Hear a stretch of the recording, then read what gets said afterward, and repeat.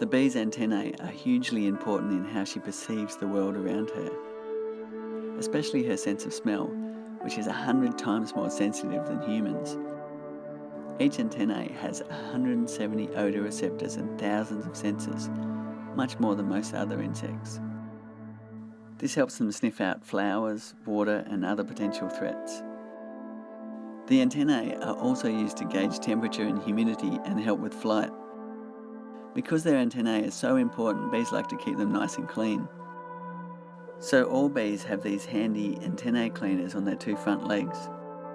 There's a notch, kind of like the back of your elbow, but much hairier.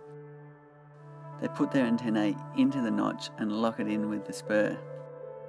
Then they pull the antenna through, and the little bristles on their tibia remove any dust or pollen they've picked up during their busy workday.